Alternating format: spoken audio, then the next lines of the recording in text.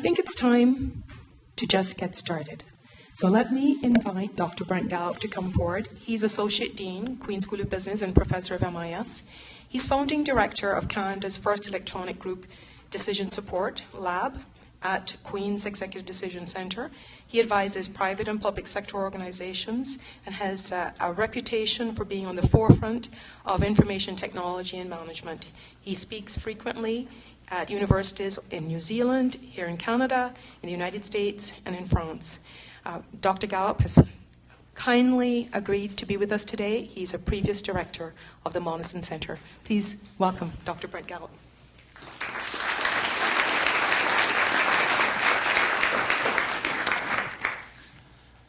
Thank you, Yolande. I thought my role was to introduce the first session. Okay, well then that's what I'm going to do. So could I ask the three speakers for the first session to come forward and sit?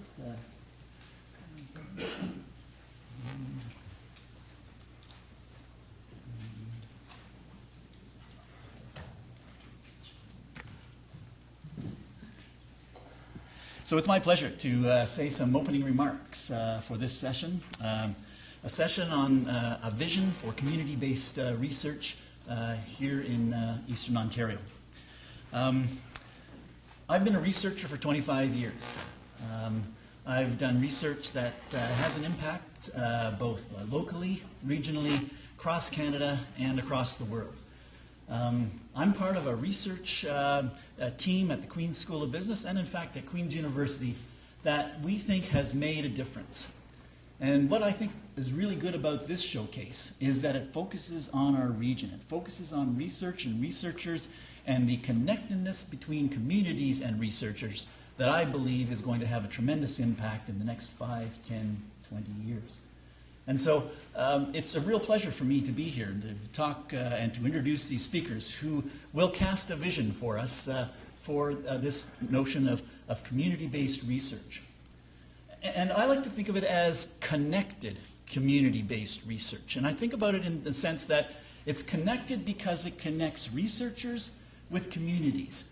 There's a synergy there. There's something that allows researchers to get real data and for communities to have real researchers come up with ideas and innovations that might not be possible when there's no connection. But people think that, well, if you do regional research, it doesn't really have much application to other places. And that's not true. There's a connectedness between local, regional, and global research that is just actually becoming more and more prominent in the literature, in the journals, in the funding agencies that look at what research is being done and where can it have impact. And so we really look at this showcase as being sort of a meeting that offers tremendous potential, tremendous possibilities for both researchers and communities because it's connected, community-based research. Now, the School of Business doesn't just stand behind this idea.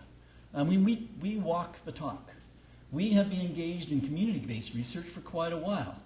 And you're thinking to yourself, okay, well, where was this research? What kind of research? Where was this done? And unfortunately, we haven't done a great job of promoting this kind of thing at Queen's School of Business. But we are getting better, and we are doing more of this now.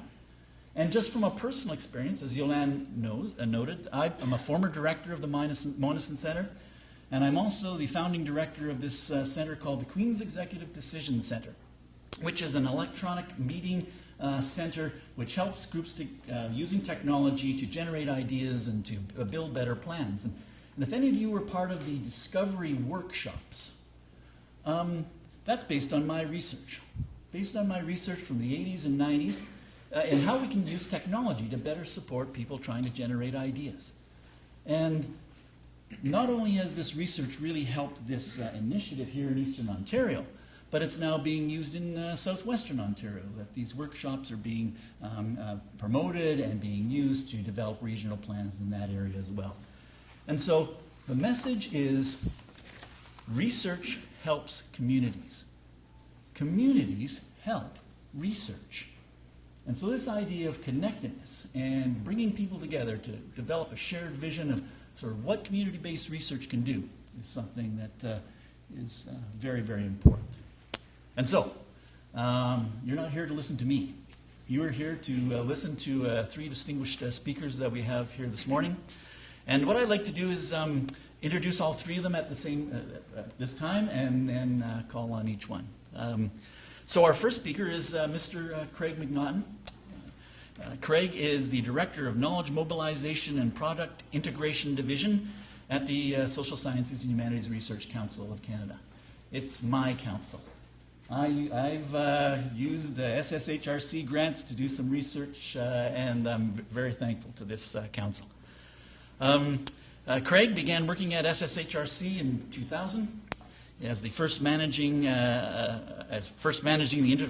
interdisciplinary, multidisciplinary studies of the standard research grants program. He's also led a series of pilot programs in strategic research and Aboriginal research, the creation and research into the fine arts, and also the International Opportunities Program. This is communities research. SSHRC supports communities research. Craig has worked as an executive director for the Canadian Federation of the Humanities. He's also worked as director in the movement of Canadian literacy. So Craig has a tremendous experience in terms of this area. He holds an honors BA in History and Religion from Queen's University and an MA in International Affairs from Carleton University's Norman Paterson School of International Affairs. Our second speaker is Mr. Craig Desjardins. Craig is the Executive Director of the Prince Edward Lennox and Addington Community Future Development Corporation, PELA in my parlance. This is a federally funded not-for-profit corporation providing business and community economic development services to Prince Edward and Lennox and Addington counties. Okay. This is a very important initiative, and Greg's leadership over the last few years has been, in my opinion, very impressive. Craig has served for 12 years as an elected municipal official in the city of Quinte West. Trenton, because I went to high school in Belleville, Ontario, I call it Trenton, and environments. And since 1998, he has held such roles as Chair of Finance and Corporate Services, Chair of Public Works, and I can list off a number of chairs of committees that he has, but basically he's run, well, I shouldn't say. He's made a major impact on the city of Quinte West. His educational background includes an MBA from Queen's University, and on a personal note, I might say he's one of the most talented students I've ever had to teach in my 25 years at the Queen's School of Business. Of course, I don't take any money for that particular comment. He also has a BA in economics from the University of Western Ontario. And finally, it's my great pleasure to introduce Mr. Rob Black. Rob is Chief Executive Officer of Rural Ontario Institute, very appropriately acronymed ROI, the ROI. And Rob is responsible for the planning, implementation, monitoring, and evaluation of the initiatives put forth by the Board of Directors for ROI. Prior to moving to the new Rural Institute, he was Executive Director for the Rural Leadership Centre. He has served in leadership roles for the Ontario Soybean Growers, the 4-H Ontario, the Ontario Ministry of Agriculture and Food. Rob was born and raised in mixed farming operation in Wellington County near the beautiful, and I might say beautiful, town of Fergus. He attended the University of Guelph, where he received a Bachelor of Science in Agriculture, and he has a Bachelor of Education from Queen's University. Rob is an accomplished speaker, trainer, and workshop leader, and it's a pleasure to have him as part of our session. Yeah. And so, without further ado, I'd like to call on Craig McNaughton as a representative